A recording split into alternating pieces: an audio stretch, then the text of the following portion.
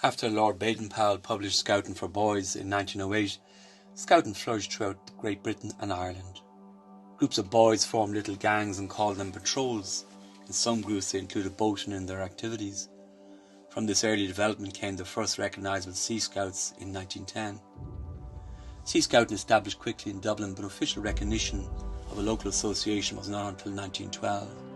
In September of this year, Lieutenant Henry J. Rundle, RN, Officer in Charge, Coast Guard Malahide, was appointed the first Sea Scout Commissioner by Robert Baden-Powell. Sea Scouting sprung up in Dublin, Bray, Malahide, Ardmore and Wicklow. In June 1919, Sea Scout Commissioner Lieutenant R.J. Bass called to see the Reverend Mr. Vandeleur, curate of Malahide, with reference to start a Sea Scout troop. If formed, it would be managed on a non-political and non-sectarian lines and free from the control of any religious body.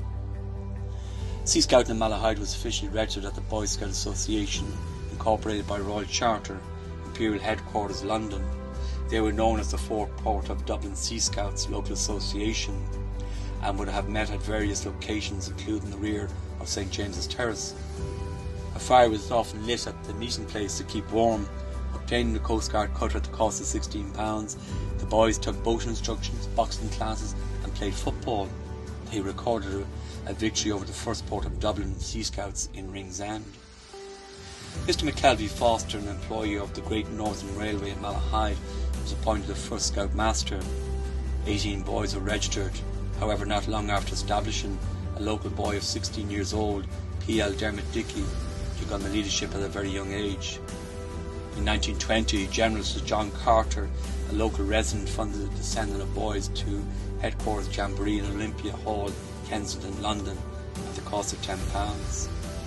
After the foundation of the state in 1922, many Sea Scout groups associated with the RN Coast Guard would have closed. Some years later, in 1949, the newly appointed rector to St. Andrew's Church, Reverend Gough Cooper, established Scouting once again in the parish. The meeting place was in St. Andrew's School, Church Road, Malahide. They became locally known as the first Malahide Boy Scout troop and camped regularly in Malahide Castle. The group officially became Sea Scouts again on the 28th of November 1968 and renamed the Ninth Port of Dublin, Malahide. Located on St. James's Terrace, a section of land was gifted to us by the Talbot family in 1973. From our original humble scout hut to our present premises, we have created a place that gives good grounding to future citizens. It's a backdrop puts Scouting into practice, firmly rooted in our community, who generously support us with membership and adult volunteer scouters.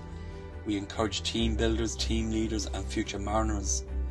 Fostering love of the water, we learn respect for the water and the safety of our crews.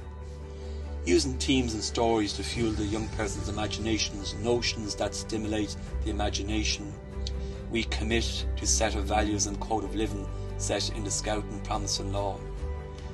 Malahide Sea Scout Group is presently the largest Sea Scout group in Ireland and the biggest Sea Scout group in Europe, with a membership in excess of 730 members made up of both youth and adult volunteer scouters.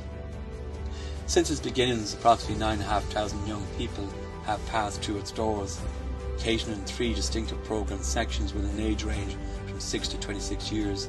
There are 3 beaver teams, 4 cutbacks and 4 Sea Scout troops, supported by 220 adult volunteers.